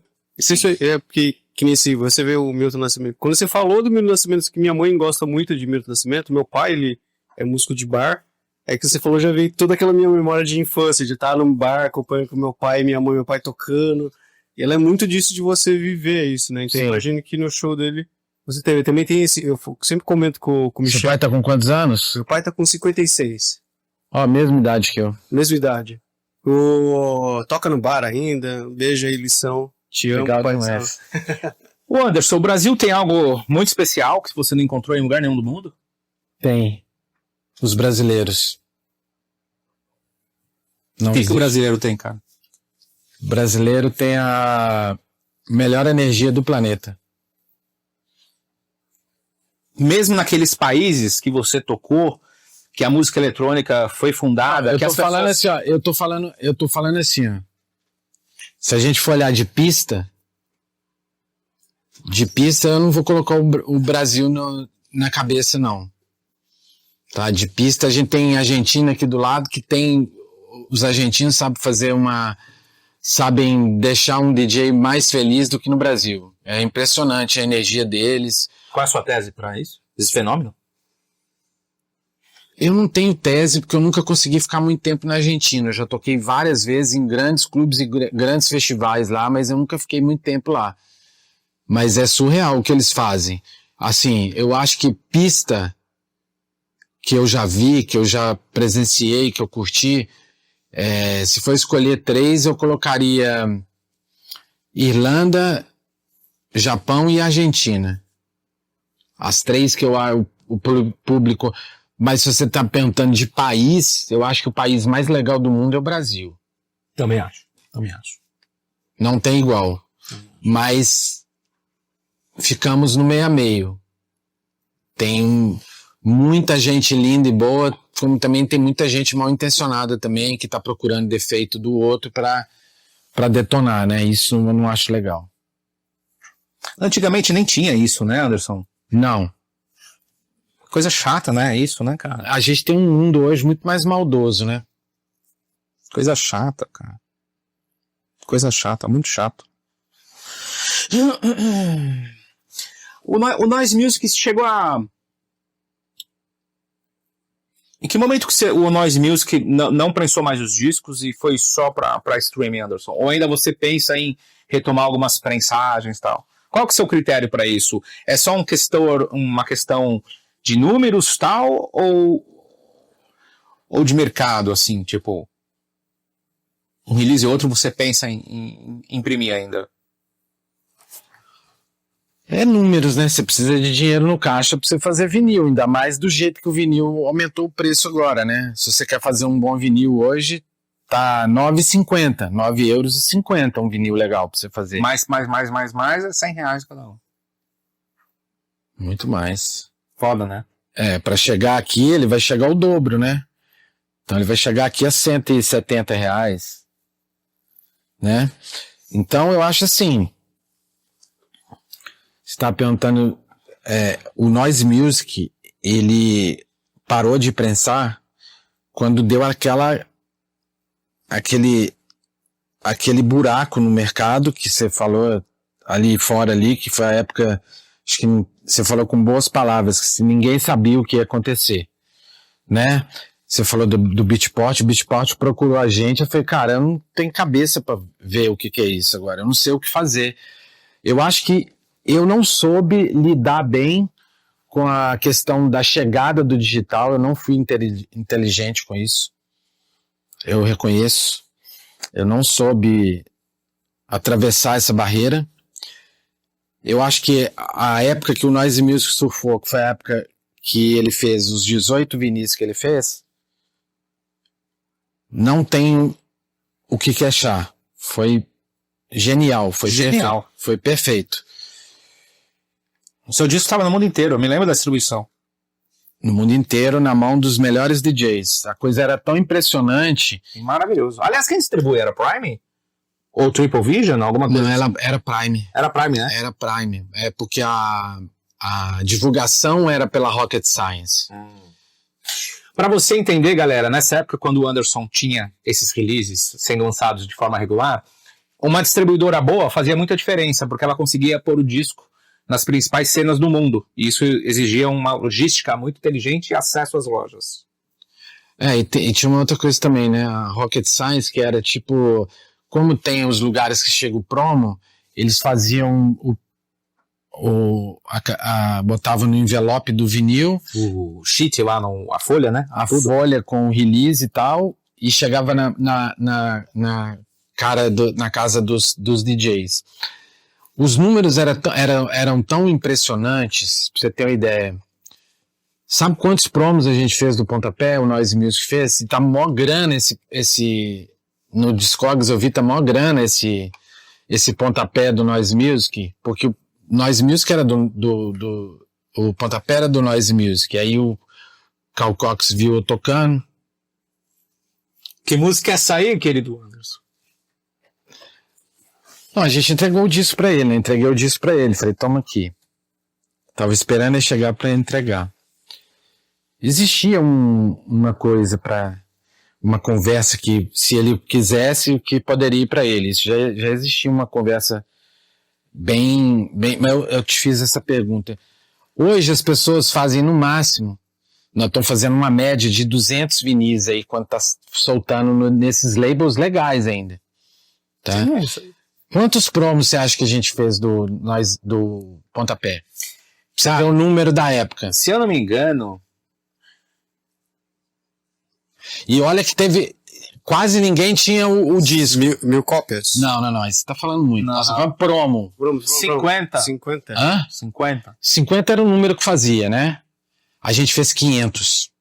Que puta ideia, mano. Caraca. Só na intuição. Não, foi 500. E você lembra o desespero do povo atrás desse disco? Eu tenho o White Label da Intec, mas o do Noise Music não. Aliás, eu vou buscar esse disco pra minha coleção. Esse disco tá uma grana. Eu imagino. Mas eu tenho ele aí, o branquinho. Pra quem não sabe, o White Label ainda não tinha o rótulo, não tinha o selo, você não sabia nem de onde era, às vezes. Complicado. O techno hoje é música pra elite? Ou ainda existe resistência ainda tem um movimento de resistência, Anderson? Tô vendo uns boatos aí ao redor do mundo, envolvendo polêmicas. Será que tá tendo respeito? Respeito como? Sei, cara. Tô vendo polêmica envolvendo techno. Tô vendo um som em alguns momentos sendo tratados com falta de respeito, cara. Será que é o momento que tá acontecendo? Será? É delicado, né? Eu vou te lembrar uma coisa aqui, polêmica, né? Você lembra uma época que DJs no Brasil eram que a gente tomava dura no aeroporto, porque tinha uma época que tinha uns traficantes que eram DJs e tal, falava que DJ era traficante, que tinha, cara... Você lembra dessa época? Óbvio, a gente No início de 2000? não podia nem falar pras namoradas que pro pai das meninas que a gente era DJ, cara. Eu lembro, claro. Tá. As pessoas saem espalhando as coisas. É lógico que tem umas merdas que estão rolando aí. Eu não sei direito quem que é, nunca vi, né? Não tô aqui pra falar de polêmica também, mas não entendo. Mas eu acho que o que você tá falando aí, eu não sei. Eu tenho que perguntar pro Gemenai pra ele me falar o que tá acontecendo de... Vou perguntar pro Dave Clark, então. Nossa, aí vai dar confusão. Anderson Noise, tem algum DJ que você queria tocar e nunca tocou junto, cara? Não, que eu me lembre, não. Então você é um cara realizado.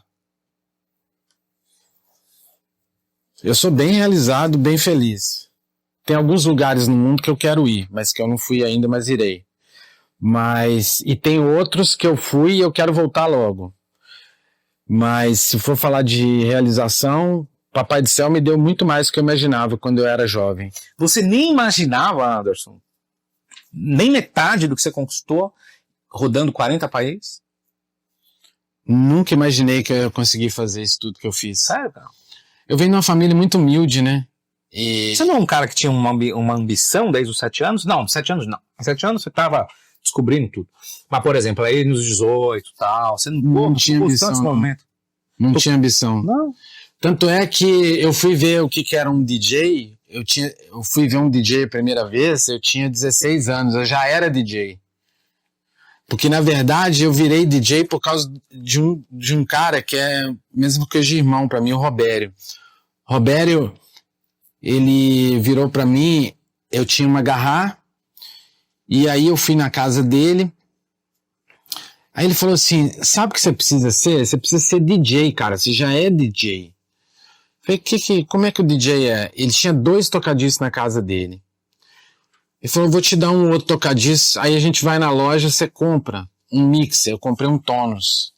Aí ele falou, você vai pegar essa música aqui, aí vai vir a outra, aí você vai gravar a fita. Isso eu tinha 15 para 16 anos. Aí a gente começou a sair, ir no Santa Teresa Cine Show, eu comecei a ver o Tadeu tocar. O Tadeu era o DJ que tocava lá, mas ele tocava muito música nacional, tipo Paralamas, The Cure, essas coisas. David Bowie, não tocava música eletrônica. Isso para 15 para 16 anos. Caraca. Eu não tinha visto um DJ, eu comecei a tocar e nunca tinha visto um cara fazer uma mixagem. Muito doido isso. Muito. Mas é legal você dizer isso, cara. Porque são poucos que dão a mão pra nós nesse início, né? Por exemplo, similar a você, um colega deixou um mixer na minha casa um tempo. Isso é tão importante pra nós, cara, porque a gente é um momento que aprende muita coisa, né? Além desses caras, Anderson, que pegou você ali e teve a visão de falar que você era um DJ. Nessa jornada aí, você foi um cara de ser mais intuitivo, empreender de forma independente, ou muita gente também fez parte dessa tua globalização? Nossa, a minha carreira sem meus amigos, ela não seria nada. Não seria nada. Eu sou um cara extremamente grato, realizado, feliz demais, primeiramente pelos amigos que eu ganhei, pelas amigas que eu ganhei, que a música me deu, por causa do meu amor à música, porque sem eles, poderia falar nome de vários aqui agora, que eu fico até com medo de esquecer. Eu posso falar alguns, né? Dos vários. Mas se não fosse eles, eu não teria chegado aqui. Né? Essa consciência, ela é muito nobre, cara. É importante, cara. Eu acho que no livro todo mundo consegue ver quem são as pessoas que mais me incentivaram, porque eu faço questão. Eu faço não, né? Eu falei para a Cláudia e ela incluiu e ela conversou com eles, está todo mundo ali. Né? Não preciso falar aqui agora, mas todo mundo, né? Posso falar vários, pode dar medo de esquecer. Tem o Robério, o Rogério, Robinho, a Alice me ajudou demais. O problema é que eu falo, eu esqueço as coisas. A Alice, eu lembro das coisas. A Sandra, a Alice Barreto, ela, na época que foi uma das fases mais difíceis da minha vida, que foi em 94, ela me pegou, ela me pegou assim, né? Eu falei, amiga, eu preciso fazer uma festa lá no hospício, ela é psiquiatra. Ela me ajudou a fazer essa festa, ela me ajudou com muita coisa. Ela não mora no Brasil tem muitos anos. Paulinho, Mark, Edo, Patife, o Luiz Eurico, Renato Ratier, então, puta merda, Lelê, puta merda, é muita gente, cara. Como é que começou essa sua conexão com São Paulo, Anderson? Você vinha pra ouvir os amigos? Como é que era, cara? Então, na verdade, eu comecei a tocar aqui por causa da Mal também, um cara que sempre me teve do meu lado. Eu comecei a tocar aqui, que eu fazia uma noite lá em Belo Horizonte. São Paulo sabe que é minha casa, que eu tenho vários amigos e... Aí eu comecei a fazer uma noite lá em Belo Horizonte num clube que chamava Pagan, da Anésia, que era foi dona do Bar Nacional também. Aí um dos primeiros DJs que foram tocar lá foi o Eduardo Corelli, a Selma Self-Service. E aí ele me conectou com vários DJs. E aí levei o Mal, levei Renato Lopes ia direto. Nossa, muita gente foi. Aí, velho, isso foi em 94. 95 eu comecei a tocar em São Paulo. 96 eu já tocava ali era a época do Hells, né? Eu tocava no Hells, tocava tudo que era lugar, Nation, tudo que era lugar. Eu já tava tocando em tudo que era lugar. E aí, um belo dia, o Paulinho me ligou, Silveira, falou assim, vem cá, eu faço flyer aqui no Base, a gente tá querendo que você venha tocar aqui. Eu falei, lógico. Eu lembro desse dia como se fosse hoje. Eu tava numa avenida lá em Belo Horizonte, na Pedro II, era cheia de ferro velho. Eu tava comprando coisa no ferro velho para fazer a decoração de uma festa. Vim tocar no Base, a gente ficou amigo, ele falou, aí começou o povo do Base, o Anjo, todo mundo lá começou a gostar do meu trabalho, cara.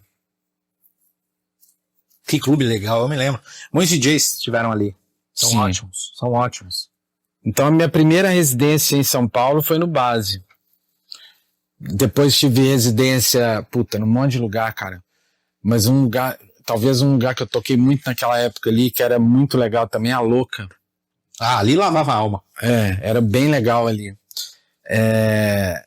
Circuito, fui residente. Uau, era demais também. Teve muita coisa legal. E aí eu criei esse vínculo grande com São Paulo, né? E morei em São Paulo. Não, eu não sabia disso. Eu morei em São Paulo por 11 anos. Pela facilidade de viajar? Também porque eu queria. E eu só voltei para Belo Horizonte porque eu queria estar mais tempo com meu filho, com minha mãe, com meu irmão. Minha irmã, ela mora fora, eu queria estar mais ali. Mas tem interesse de voltar? Eu e a Carla, a gente conversa muito, a gente quer voltar, sim. Porque ela morou aqui também. É mesmo, Anderson? É. que São Paulo tem para você voltar? Porque a gente comentando ali, comentamos de BH, sendo um lugar incrível para morar, né?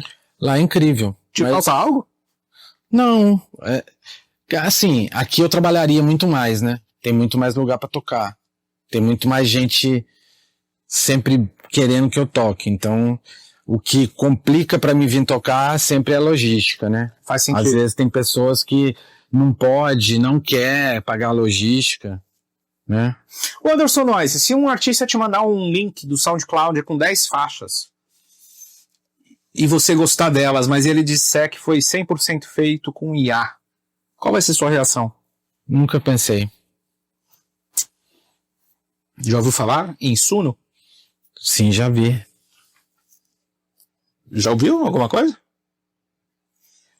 Já ouvi as coisas, mas eu vou te confessar uma coisa. Eu fiz um teste uma vez no Suno. Com o que eu imaginava que poderia soar, não deu certo. Ou eu não sei fazer prompt, que eu tava lá o tempo inteiro escrevendo, só um dia só. Você sabe fazer prompt. Não tem como não. Essa sua intuição aí, escreve 100 páginas ali, querido. E aí, Rafael? Imagina o prompt do Anderson Noise daqui 20 anos. O que a gente vai lembrar disso? Se juntar todos os registros dá pra fazer bastante coisa boa. Imagina o que tem dentro da cabeça desse cara. Um gênio, sempre à frente do tempo. Não, então, eu já ouvi falar que fazer prompt hoje tá ganhando maior grana, né? Sim. Não sei, talvez eu possa trabalhar pra alguém aí fazendo prompt. Não sei se é de música. Não, você é um cara, vai fazer pra você um dia, cara. É porque eu tô vendo isso aí acontecer, Anderson. Da mesma forma que tivemos resiliência quando chegou o CDR, quando chegou o CDJ, quando saiu do cassete foi pro vinil, quando saiu do vinil foi pro CD, depois CD, pendrive, Tractor. Vai chegar a IA, cara. É óbvio que vai chegar, mano. Já chegou muito. Mas vai chegar, tipo, muito mais, assim. Tipo assim, você que fez? Pô, que legal, meu. Vamos trocar uma ideia aí. Como é que foi? Fiz um prompt lá, não sei o que. Aconteceu. Eu acho que vendo nisso... Eu tô vendo isso chegar rápido. Queria sua opinião. Eu também, assim, eu tenho uma opinião minha e depois pro próprio Anderson, eu acho que está acabando gerando nichos de estilos musicais também. Que nem assim, não tem como comparar você uma coisa digital ali feita por computadores, porque você vê que quando você escuta uma música ali feita por um prompt, algumas coisas são muito interessantes, mas você vê que ele alucina em alguns pontos ali, você vê que um kick muda do nada, um clap de outra forma, você vê ali que tem uma cadência. Mas isso dá pra editar, né? Na verdade, o Michel falou um negócio interessante, né? Vai acontecer isso, igual a gente teve uma época também que o pessoal falava, não, isso é música de computador, né? Isso não é máquina. Então teve essa resistência, né? Então eu também, pensando dessa forma, vai ser inevitável mesmo. Então, não sei, a gente tem que ouvir, né? Tudo na vida a gente tem que gostar. A música você não tem como explicar, né? Eu acho que às vezes pode ser uma ferramenta que, não sei, para artistas, acho que o Deadmau5 fez alguma coisa recente, tipo assim, algumas coisas feitas em prompt, mas pela própria cabeça dele. Ele digitando lá o prompt lá e lançou, foi alguma coisa assim que eu escutei. Eu tenho que confirmar essa informação. Mas ele fez um EP lá, só com cada cabeça dele, dos prompts dele, e lançou. E você vê que tem a ver com a sonoridade dele. Como hoje, o próprio... A gente tem o Suno, tem uma outra ferramenta que acho que é paga também, que agora não me recordo o nome também, que ele faz também bastante a parte de arranjo, de vocal, que você pode pegar, escrever uma letra ali, X... e falar, eu quero esse timbre parecido com o timbre do Michael Jackson, e a CI ela consegue aproximar perto ali desse timbre vocal. O Jeff Mills já deu algum depoimento sobre isso? Eu acho que ele... Kevin Sound, alguém nessa galera? Eu acho que eu vou precisar, meu. É bom porque, tipo assim... O dia que esses caras fizerem alguma coisa, o Anderson vai ouvir. Não, tipo assim, são coisas... que você vê, assim, são coisas que podem sair da mente de um artista, que pode ser de uma outra visão, né? Tipo, tem a visão dele que ele criando, e tipo assim, uma coisa ele dando a entender para a máquina, para entender o seu pensamento musical. É interessantíssimo. Ô Anderson, como é que é seu dia a dia, cara? Como é que é a tua rotina, meu? Você tem um processo bem definido ou você vai conforme a intuição? Tem um processo. Todo dia eu acordo e agradeço ter acordado. Olha pro céu, agradece, olha como é que é. Tem uma espiritualidade, tem uma conexão. Eu começo agradecendo e eu tô ficando tipo 1 hora sem ligar o telefone. Faço um café. Dá uma lida, dá uma... Ler o quê? Eu não compro jornal. Se eu for ler, eu vou ter que ligar o computador ou o telefone. Aí não vai ser 1 hora. Ah, mas pra quem tem 10 mil discos, deve ter uns livros lá que você gosta de dar uma olhada, não? Não, eu não tenho. Não dá esse tempo, não. Isso aí tem que ser na hora que tá ouvindo um disco, mas eu não começo de. É difícil ter um dia que eu começo, eu quero ouvir essa música, assim, sabe? Primeiro eu tenho que agradecer e me alimentar primeiro. Aí. Café com açúcar ou sem açúcar? Sem açúcar. Nunca? Não gosta de açúcar? Não gosto. Não, gosto de açúcar, eu sou um cara viciado em doce. Você é viciado doce? Adoro doce. Mas. Diabetes tá boa? Eu não tenho problema, não, graças a Deus. Ótimo. Que bom. E aí, beleza. Aí depois vai lá. E-mail. Ligações, como é que é? Eu primeiro ligo pra minha mãe e pro meu filho. Todo dia. Porque a minha mulher já tá em casa, então eu já vi ela, então. Que legal. Aí depois começa o dia. Aí eu vou ver o WhatsApp e tal. Porque o WhatsApp ele se tornou uma coisa urgente, né? Muito doido isso, né? Muito. E se você tá online, a pessoa acha que você tá disponível. E sua cabeça vai em outro lugar. Complicado, né? Ao mesmo tempo que é ótimo, né? Pra você falar com quem ixi no Japão, mandava um fax. Né? Ou você manda um WhatsApp. Aliás, eu acho que no WhatsApp é WeChat, né? Mas eles estão usando o WhatsApp já tem um tempo já. Deu certo. Que bom. Bom, foi um grande prazer, Anderson. Todo meu. Eu quero te fazer um ping-pongzinho aqui. Mas antes tem uma perguntinha que é... O barulho da lua. Se hoje o som do mundo silenciasse por 1 minuto e você tivesse o poder de escolher a última frequência que a humanidade ouviria antes do silêncio absoluto, que música ou frequência seria essa?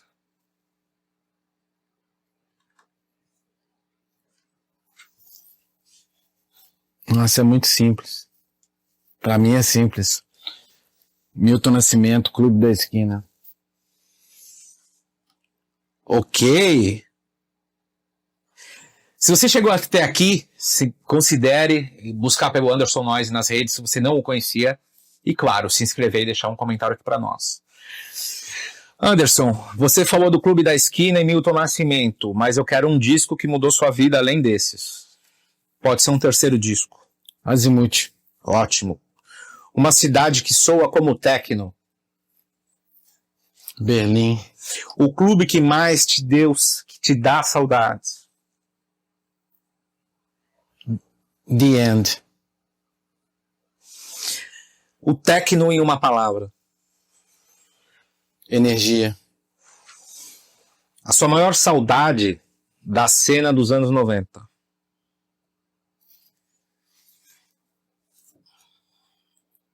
Nossa, são várias, mas a maior era o sorriso das pessoas. Um DJ que é uma referência na forma que você atua ou se inspirou em alguma coisa.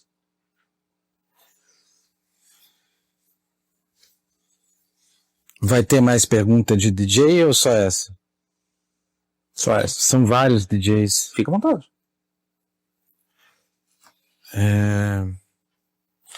DJs que me inspiram, que eu acho foda. Mark, Laurent Garnier, Carl Cox, Mau Mau. Uau.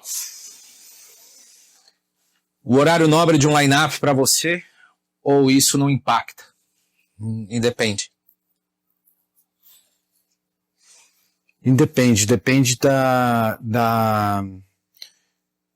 de como você está inserido nessa noite. Ou nesse festival? A pista perfeita tem que ter o quê?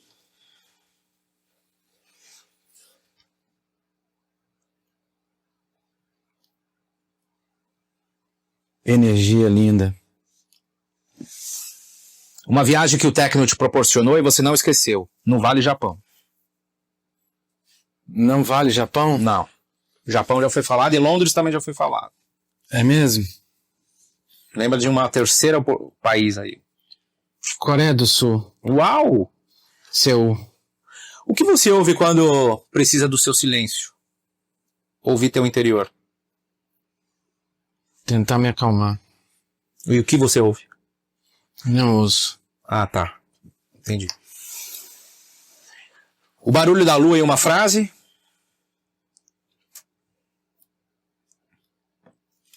Uma frase? Muita intenção boa. andersonnoise.com.br ou .com? .com.br. Tem toda a lista das lojas e não deixa de É adquirir. como barulho da lua. É o converse lá. Não deixa de adquirir, tá? Anderson Noise, eu tenho certeza que esse episódio, celebrando nossas 50 edições, inicialmente para mim, que tenho vem dedicando a minha vida com meu sócio Rafael para esse projeto, é emocionante. Tô arrepiado, não, você pode ver. Mas eu tenho certeza, cara, que isso aqui um dia vai ter milhões de pessoas que assistiram. Tá? Eu tenho certeza disso. O que você vê? O negócio não é um número, são as pessoas. Então, cara, o que você vê, Anderson Noise? Você, para os próximos tempos aí, períodos e ciclos da música eletrônica, com a sua intuição. Essa câmera é sua, caso eu queira usá-la, ou não. O que eu vejo... Eu sei que você não tem bola de cristal, tá, querido? Mas você tem muita bagagem. Então, é difícil falar do futuro, né? Eu sei. Eu acho que...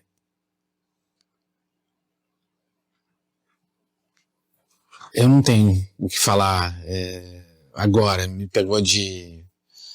Eu até tinha pensado algumas coisas esses dias para trás sobre o que era o futuro, agora eu não vou lembrar. O que poderia ser o futuro da música eletrônica. Mas eu desejo que seja bem próspero para todos nós que trabalhamos duro com isso. Boa. Tá? Quem fez aquela tua foto icônica com aquele óculos gigantesco? É o Nino Andrés. Uau, cara. Essa foto me chamou muita atenção. Esse foi o Anderson Noise, 50 edições, cara. É impressionante a emoção de estar com esse cara aqui do meu lado, do Rafinha também. Esse podcast é para você que quer buscar conhecimento com propósito, pessoas reais que fizeram a cena com propósito, longevidade, história, entrega. É para você toda quarta-feira, cara. Estamos em todas as plataformas. Considere-se se tornar membro. Comente o que você achou, o que você te tocou, que parte desse papo foi o mais interessante para você. E considere também, se um dia você produzir, entender o catálogo da Noise Music e falar com o Anderson. Ele está de portas abertas, pelo que eu entendi. E um feedback desse cara aqui, se ele gostar, não tem preço. Rafinha, é sempre uma honra estar com você. Obrigado por acreditar nesse sonho. 50 edições. Tamo junto, Michel. Obrigado. É possível e, claro, nossos convidados. Obrigado, Michel. Obrigado, Anderson. Uma aula. Parabéns. Obrigado, cara. Obrigado pelas dicas de hoje. Obrigado Tamo pelo junto. papo. E se precisar da gente, a gente tá aqui em São Eu sei Paulo. disso, vocês também. Obrigado, cara. Tá?